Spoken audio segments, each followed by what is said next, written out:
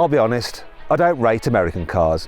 Never have. They're too big, too soft, too cheap inside. Too much theatre and not enough engineering. But this is the new Dodge Charger, and it's the most powerful car in the US of A for under $55,000, which is 44 Great British pounds. And today, I'm going to see if this is the very first American car that I actually really, really like.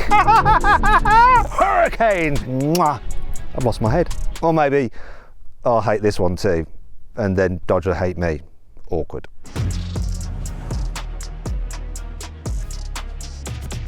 Let's kick off with the most American thing ever. This is a family-size coupe with factory-approved tyre destruction. So, go into the menus, hit race options. I go activate line lock. I then put the car into drive, left foot on the brake, press and hold OK to hold front brakes, continue to hold OK, release brake, apply full throttle. What could happen?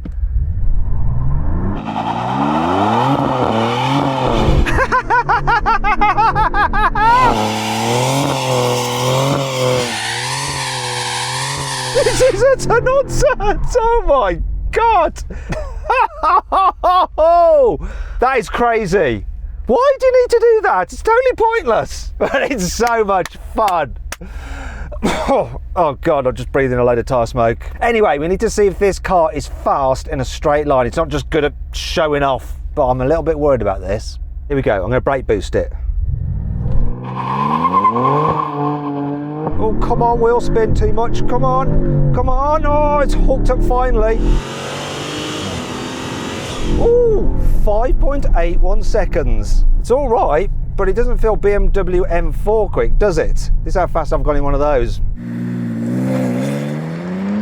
Wow, that hooked up really well for a rear-wheel drive car only. Wow, 3.66 to 60.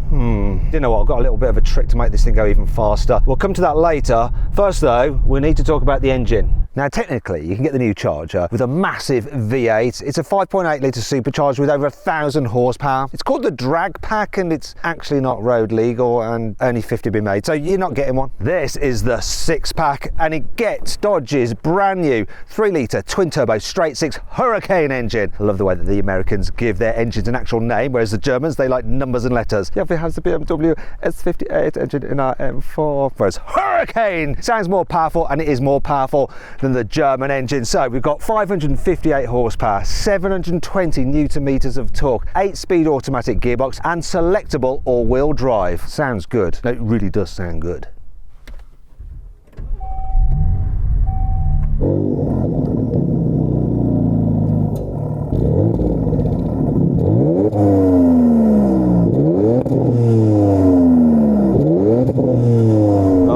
I tell you what, it's good to be here in the land of the free with no blooming EU noise regulations to spoil your fun. You know, the sound of this is almost good enough to make me not regret there's no V8 in it. I'll tell you what else does as well, the exterior design. The front end, it's absolutely perfect. It's wide, it's retro, it's mean, the black paint is mwah, and the illuminated grille and light signature are just menacing at night. This is proper 1970s retro muscle car. And then Dodge go and ruin it by fitting this horrible piece of tacky plastic, which is supposed to be some kind of air vent, but look,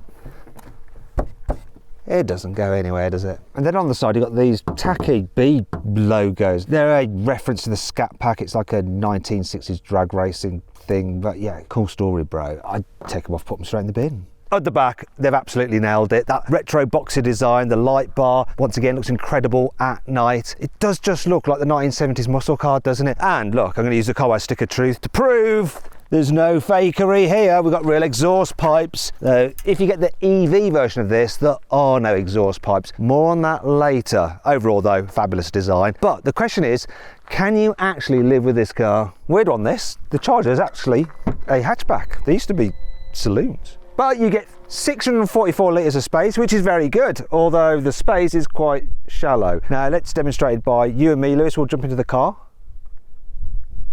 Okay, well I can show you a problem here. Look, if I get this case, you'll see at this part, it's not very deep. So, actually I like this. The lower button is there, so you don't have to reach up for it, like you do on most cars. But look, See, if you want to carry boxy items in this car, it's not going to happen. Not really. In theory, I should be super comfy. So headroom's really good. Knee room's amazing. This car's very wide. It's got a lovely glass roof. I've got loads of tech like USB ports, heated seats, but I'm not comfy. And the reason I'm not comfy is because my knees are around my ears, almost like I'm in the birthing position.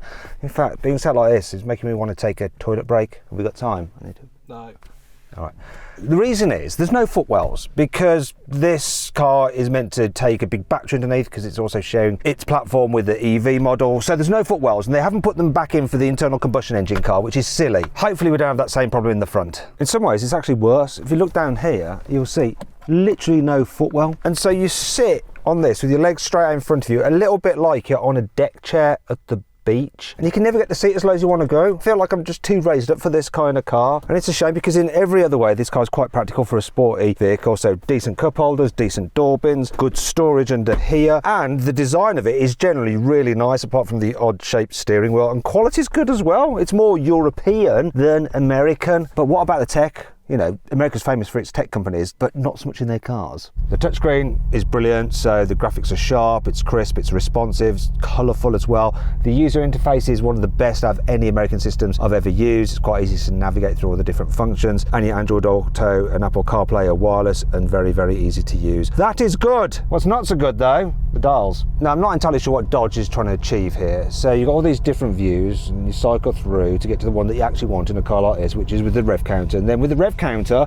the speedo, they've like blurred out, like they've been using Photoshop. Why are they doing the dials like that? It's like they just hit future smudge and goes, oh well, that'll do, let's call it a day. The heads-up display is bright, it's clear, and it's concise. The acoustic glass lets through only the right noises, so when you're just cruising along it's nice and quiet, but when you give it the beans you can hear that exhaust note. The surround view cameras, absolutely crystal clear. I'm going to give Dodge a full 10 out of 10 for them, but I'm going to deduct 5 marks because there's no physical camera button to bring it up when you're driving about, which is annoying. There is one that you can actually get as a shortcut through a drop down menu, but it's hidden, and when I first picked the car up I didn't know it existed, and it caused me a bit of a problem. So there I was, a little old me, just landed in America after a long flight, pick up the car, coming out the multi-storey car park, and I noticed there's a high curb. I'm like, I need the surround view cameras. It's surely got them, I know it has, so I know, I'll just put it into reverse and it'll pop it up because I can't see any physical button. There it is. Okay, I'm going to be good to get around this curb, going to drive, disappears.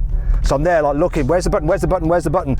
Got people behind me honking the horns, people are getting cross. They have guns in America and everything. I just had to go for it, and yeah.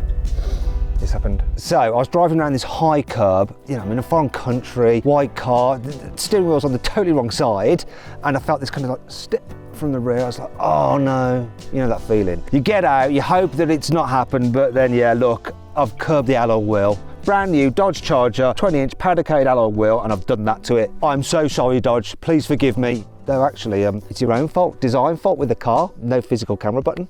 I'm not paying for that. Anyway, let's stop crawling around in the dirt and go somewhere where this car should actually shine. On a twisty road, the steering feels sharp, it's responsive, it grips, turns in well, the rear differential manages the power, and those 305 section rear tyres just hook up. The suspension as well, it's firm but fair, so when you're tootling about round town or cruising on the highway, it doesn't feel uncomfortable. And then here, when you're cornering hard, it keeps the body nice and flat and gives you confidence.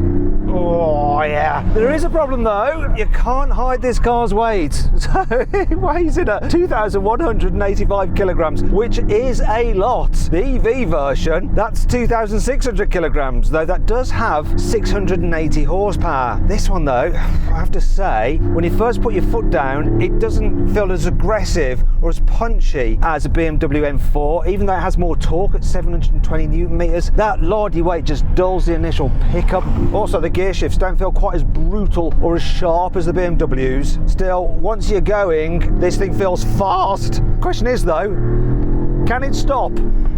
Hard stop, 60 miles an hour. Here we go. Oh! That didn't feel good. Ooh no, 38 meters. Oh, you're looking for about 35 meters. I'm surprised at that. We've got Brembo brakes all round, 6 hot calipers at the front. This car, for some reason, it comes on all season tyres. What's that about? Oh dear, that is the second performance test in this car that has disappointed me. There is one last thing to do. Maybe the car can redeem itself. Now I need to come clean. Earlier when I launched the car, I did it in rear wheel drive only mode. just for lols. Some of you might have spotted it. What I'm going to do now though is it properly. So I'm going to go into race options, activate launch control, left foot on the brake, punch the throttle. Here we go. Oh yes! That is more like it. 4.15 seconds. Still not as fast as a BMW M4, but not bad for such a heavy car. There's something else that might surprise you about this, the price. Right, let's talk money in dollars and in pounds. The Dodge Charger Scat Pack 6-Pack Plus costs from $60,000. Here in California, with taxes on the road, you're talking $65,000, which is 50 grand UK. Now this one with options, $75,000, which is £60,000 UK. However, if I wanted one of these in the UK, I'd have to import it, pay VAT and import duty and other costs. You're looking at £85,000 to import this very car here, which puts it into BMW M4 territory. Oh dear. You might be thinking, oh, don't worry, I'll just get one used. But before you buy any used performance car, there's something you need to do. That is, of course, to do a used car history check. And I recommend using Car Vertical. So you might be thinking, do you know what? For similar money to one of these in the United States, you could get in the UK a used Mercedes-AMG C63. In fact, look, I found one on CarWow 2020. It's just over £40,000. Now, I ran a Car Vertical history check on that one, obviously being on CarWow. It was clean, everything good. But here's a car history check by Car Vertical on another C63, which wasn't clean. Look, it's got reports of damage. So that car could have been fixed, put back on the road, and you may never know. Or you can use that to go, well, listen, I've seen the damage, I'm going to demand some money off that car. Either way, make sure you're fully warned. And to do that, use a Car Vertical history check. So you can click the link in the description of this video or the pinned comment to go there and apply the code CARWOW for 20% off. You don't want to end up buying a car with a shady past. That's very annoying. Speaking of annoying, here's some annoying things about the Dodge Charger. Well, overall quality is very good. Some of the smaller bits of plastic that they've used in the car feel pre-production. They're the kind of things that when you do have a pre-production car to review, the manufacturers say, yeah, don't comment on that because we're going to change it at a later date. Seems that Dodge forgot to change it. This centre console doesn't feel properly screwed in, look. Terrible. The huge camera pod in the middle of the windscreen, which the rear view mirror is attached to, extends quite far down and it blocks the view in the middle of the windscreen. Look, I've lost my head. This roof panel doesn't seem to fit particularly well towards the back. It's worse on this side than on the other side. If you turn the ignition on, not with the engine running and the doors are open, you get this annoying sound and it just doesn't shut up. It's like you're reversing into a wall or something. Also, I don't like this haptic feedback panel here, so I'd rather either have just touch sensitive or actual physical buttons, not this haptic thing, because you feel like you need to press it more and it's just odd. I don't like a wheel arch gap. I mean, we've got 20-inch alloy wheels and yet I can still fit a whole hand in there. I hate this gear lever. It feels like you're giving someone a reach around. I don't know what that feels like, obviously. I don't know why Dodge has fitted such a long release tab for the front seats. Look, normally you pull that out to activate them, but with this, you have to go like that. Look. You feel like you're taking the seat for a walk. Hey, hey, hell boy, hell, hey, hey. Well, I absolutely love the look and feel of these seats with like the leather and the velour, which actually reminds me of the Imperial Guard Star Wars figure I had as a kid. Anyhow, the problem with them, side bolsters, they're not great and they feel a little bit wide, like they're built for a larger person, and that is not some British person taking the mickey out of Americans for being fat, because in the UK we're just as big and obese nowadays anyway. But these seats just don't hold you in place well enough when you're driving quickly, and it's especially bad for your passengers. Sort of reminds me of this famous YouTube clip. I've been waiting years to be able to include that in a car review video, and finally I've done it. The Dodge Charger is the gift that keeps on giving. In a big, powerful, brutal muscle car, you're going to want some nice, big, tactile, metal paddle shifters, but instead, no, here you have some tiny little plasticky buttons like that. They actually feel like they belong on a coffee machine, some kind of like kitchen appliance, not on this car. The spec sheet said this car came with ambient lighting as standard, but I couldn't find it, and that's because they've called it attitude adjustment. But the actual attitude adjustment is blooming good. Look at that. The colours are amazing and it's very, very bright. However, you really want to be able to use it at night, but you can't because you get terrible reflections in the windscreen. Nightmare. You know what? This car is 50% awesome, but also 50% annoying, which makes it 100% American. And yet, despite all of that, here's the part that really surprised me. After listing out all those annoying things, I still love this car. The looks, perfect. The sound, perfect. The stupidity, absolutely perfect. And here in the US, for $75,000 or 60,000 British pounds, yeah, go ahead and buy it, absolutely. In the UK though, after import costs, 80 odd grand, same price as an M4, I'll take the BMW, thank you very much. It seems as though I've finally found an American car I genuinely love, only when it's here in America. Classic.